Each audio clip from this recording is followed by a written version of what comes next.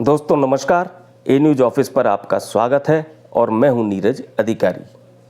चंडीगढ़ में लोकसभा चुनाव की सरगर्मी के बीच भाजपा और कांग्रेस में अंदरूनी राजनीति भी खूब उबल रही है। टिकट अलॉटमेंट के बाद से न तो भाजपा में सब कुछ ठीक चल रहा है और न कांग्रेसियों का बवाल शांत हो रहा है। 1 जून को चुनाव होने तक दोनों पार्टियों में ये सब रुक जाएगा, इसकी भी कोई संभावना फिलहाल नहीं दिख रही है। सबसे ज़्यादा हंगामा मचा है कांग्रेस में, क्योंकि कांग्रेस ने चंडीगढ़ सीट पर पूर्व केंद्रीय मंत्री पवन कुमार बंसल का टिकट काटकर पूर्व केंद्रीय मंत्री मनीष तिवारी को उम्मीदवार बना दिया। उन मनीष तिवारी को, जिनसे पवन कुमार बंसल का पूरे राजनीतिक जीवन में 36 का आंकड़ा रहा, उन मनीष तिवारी को कांग्रेस ने चंडीगढ़ भेज दिया, जिनको पवन कुमार बंसल फूटी आंख भी नहीं सुहाते। इसलिए मनीष तिवारी की ही उम्मीदवारी के कारण पवन बंसल नाराज हैं और बंसल के समर्थक एक के बाद एक कांग्रेस छोड़ रहे हैं। लेकिन जब कांग्रेस हाईकमान लगातार 2 लोकसभा चुनाव हार चुके पवन कुमार बंसल को इस बार चंडीगढ़ सीट पर मौका देने के मूड में ही नहीं थी और चंडीगढ़ प्रदेश कांग्रेस अध्यक्ष एच.एस. लक्की समेत पार्टी की स्थानीय इकाई के अधिकांश नेता भी पवन बंसल को तीसरी बार उम्मीदवार बनाने के पक्ष में नहीं थे, खुद पवन बंसल भी ये बात जानते थे, तो सवाल उठता है कि क्या मनीष तिवारी की जगह पवन कुमार बंसल या मनीष तिवारी के कद का कोई और नेता भी था जो चंडीगढ़ लोकसभा सीट पर कांग्रेसी उम्मीदवार के रूप में मजबूती से लड़ पाता और जिसके पीछे खुद पवन बंसल और पूरी चंडीगढ़ कांग्रेस भी एकजुट दिखती? तो इसका जवाब है हाँ, एक नाम था और कांग्रेस हाईकमान भी इस नाम पर तैयार थी।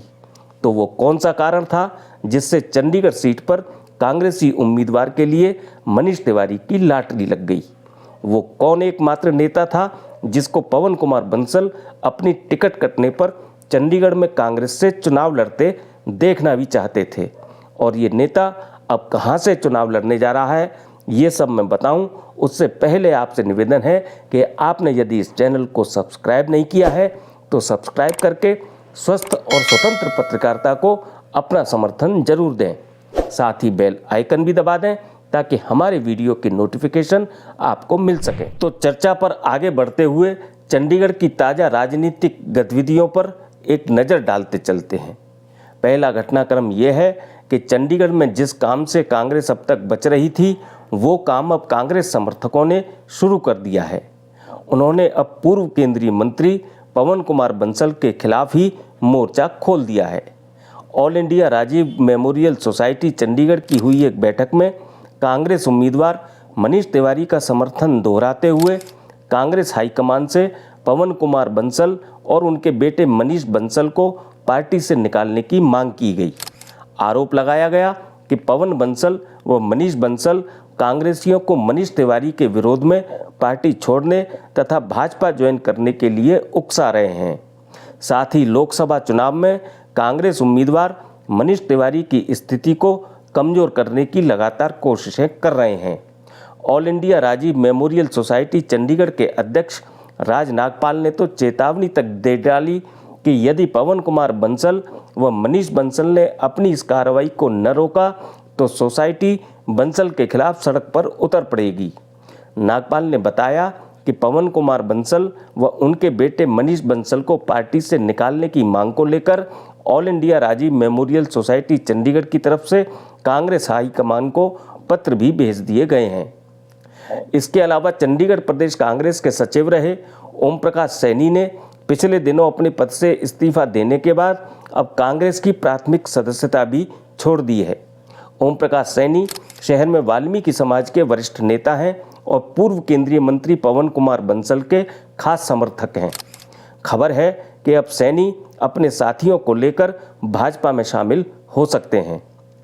पवन कुमार बंसल की टिकट कटने के बाद ओम प्रकाश सैनी चंडीगढ़ प्रदेश कांग्रेस अध्यक्ष एच.एस. लक्की पर कई गंभीर आरोप लगाते रहे हैं। उनकी मांग थी कि एच.एस. लक्की को प्रदेश अध्यक्ष पद से हटाया जाए। आज चंडीगढ़ प्रदेश महिला कांग्रेस की महासचिव ज्योति हंस ने भी कांग्रेस की प्राथमिक सदस्यता से इस्तीफा दे दिया। अब वो भी भाजपा में शामिल हो सकती हैं। दूसरी तरफ चंडीगढ़ लोकसभा सीट पर भाजपा उम्मीदवार संजय टंडन और इंडिया गठबंधन के उम्मीदवार मनीष तिवारी ने अपना जनसंपर्क अभियान और तेज कर दिया है। संजय टंडन कल अपने जनसंपर्क अभियान के दौरान चाट खाते भी दिखे, तो मनीष तिवारी सुबह सुकना लेक पर सैर करने के दौरान लोगों से मिलते दिखे। मनीष तिवारी ने लोगों को कांग्रेस और आम आदमी पार्टी के एक साथ मिलकर चुनाव लड़ने का कारण भी बताते हुए इस बार कांग्रेस के पक्ष में मतदान करने की अपील की। इस बीच मनीष तिवारी ने भाजपा उम्मीदवार संजय टंडन को किसी भी गैर राजनीतिक प्लेटफॉर्म पर खुली बहस की चुनौती भी दे दी है। सुनिए मनीष तिवारी ने क्या कहा। नमस्कार चंडीगढ़ वासियों, संसद का मुख्य मकसद देश के लिए कानून बनाना है। वहां पर संवेदनशील राष्ट्रीय और अंतर्राष्ट्रीय मुद्दों के ऊपर बहस होती है। स्थानीय मुद्दे भी उठाने का कभी कभी अवसर प्राप्त होता है। मैं अपने प्रतिद्वंदी जो भारतीय जनता पार्टी से चुनाव लड़ रहे हैं श्री संजय टंडन को सीधी चुनौती देता हूं कि किसी भी राष्ट्रीय मुद्दे के ऊपर, स्थानीय मुद्दे के ऊपर, अंतर्राष्ट्रीय मुद्दे के ऊपर, किसी भी ऐसे मंच के ऊपर जो मंच ना कांग्रेस का हो, ना आम आदमी पार्टी का हो, ना भारतीय जनता पार्टी का हो, जो निष्पक्ष मंच हो, उसके ऊपर मैं खुली बहस उनसे करने के लिए तैयार हूं।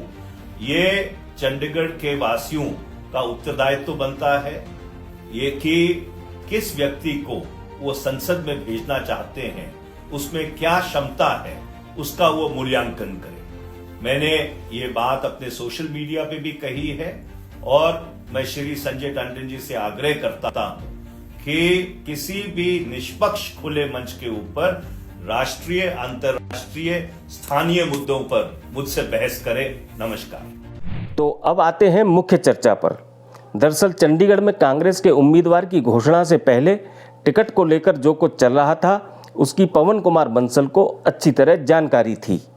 पवन बंसल का माथा उसी समय ठनक गया था जब कांग्रेस में टिकट के लिए उनके मुकाबले प्रदेश कांग्रेस अध्यक्ष एच.एस. लक्की समेत 5 कांग्रेस नेताओं ने भी आवेदन कर दिया था।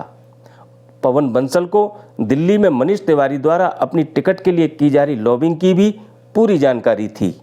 पवन बंसल को 19 मार्च को दिल्ली में हुई कांग्रेस की मुख्य चुनाव समिति यानी CEC की मीटिंग में चंडीगढ़ प्रदेश कांग्रेस अध्यक्ष एच.एस. लक्की द्वारा मनीष तिवारी की गई जोरदार पैरवी की जानकारी मिली तो पवन बंसल अपनी टिकट को लेकर आशंकित भी हो चले थे। लेकिन चंडीगढ़ के लिए उम्मीदवार की घोषणा होने तक समर्थकों को बंसल खुद को पूरा कॉन्फिडेंट दिखा रहे थे, जबकि अंदर ही अंदर पवन बंसल ने मनीष तिवारी की एक बड़ी काट तैयार कर ली थी। पवन बंसल को उम्मीद थी कि चंडीगढ़ भाजपा में टिकट के लिए जो 2014 से 2019 तक हुआ है, इस बार भी भाजपा वही करेगी, यानी भाजपा नेतृत्व सभी स्थानीय गुटों को नज़रअंदाज कर तीसरी बार भी किरण खेर को टिकट देगा।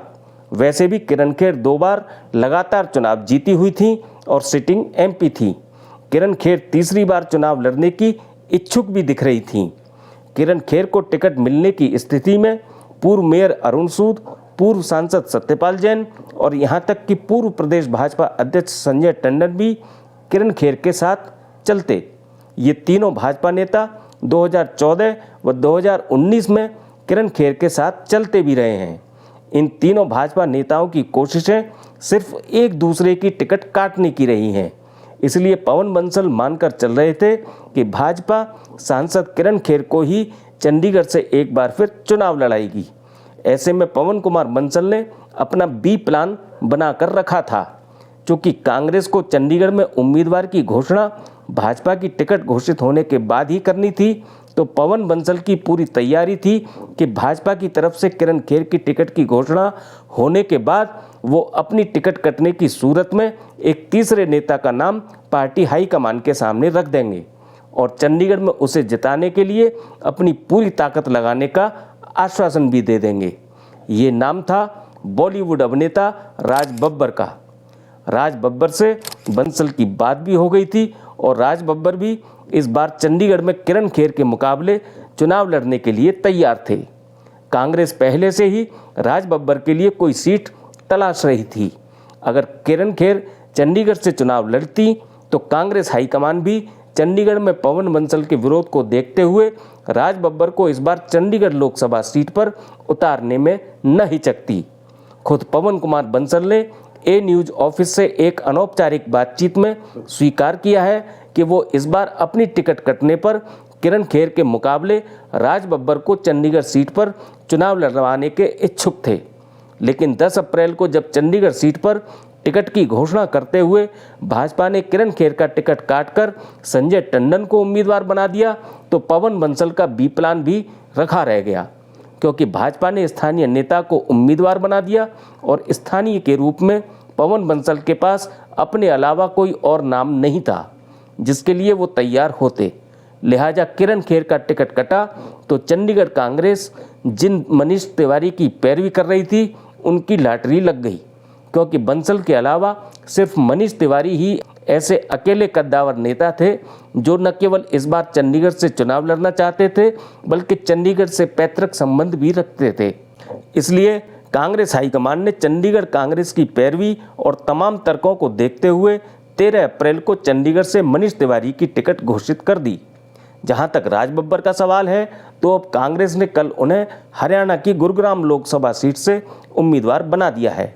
अब अगर देखा जाए तो चंडीगढ़ सीट पर किरण खेर का टिकट काटकर संजय टंडन को देना जहां भाजपा में भीतरी असंतोष का कारण बना हुआ है, वहीं किरण खेर की टिकट कट जाने से मनीष तिवारी का चंडीगढ़ आ जाना कांग्रेस में पवन बंसल गुट के गुस्से का कारण बना हुआ है।